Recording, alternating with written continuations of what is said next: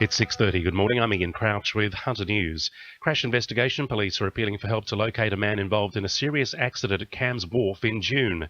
27-year-old Joshua Ucic is wanted on an outstanding warrant in relation to the June 3 crash on Wild Duck Drive when a Toyota Camry collided with a motorbike and allegedly failed to stop.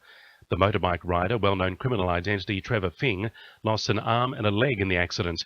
Joanne Elliott from Police Headquarters has this description of the wanted man. Mr. Ucic is described as being of Caucasian appearance, 170 to 175 centimetres tall, with a thin build and brown hair, and it's understood he may now have a beard or a moustache. Now, obviously, police are advising people not to approach him, but to contact 000 immediately. A former Newcastle school teacher has faced court charged with sexually abusing his stepdaughter. The Herald reports it's claimed the man may have committed more than 100 sex acts against the girl after he allegedly started touching her in June last year. The accused worked as a primary school teacher for more than 30 years and was charged with a similar offence in the 1990s, but was later acquitted. Premier Mike Baird has confirmed the development of the Newcastle rail line. It comes after 66% of the votes in the by-election went towards candidates who wanted to keep the original rail line. While the developments remain unclear at the moment, Newcastle Council has been given the final say on what project will replace the rail.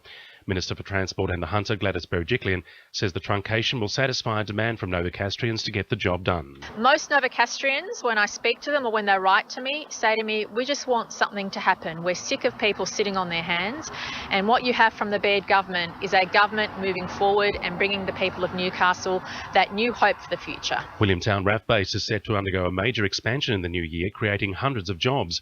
Engineers, developers, tradespeople and suppliers attended a forum with the Urban Development Institute yesterday to discuss how they can get involved in the $1 billion project. The upgrade could keep local workers busy until 2021. Wallsend MP Sonia Hornery has blasted the state government for its failure to adequately roll out the Opal card system in regional areas. The Shadow Minister for the Hunter says people without home phones or access to the internet are struggling to acquire a card, and some have to travel 2 or 3 suburbs to top up their card. Sonia Hornery says the government should be making public transport easier for everyone. The notion of an Opal card, which means access to a variety of different transport services, is a logical and a good one.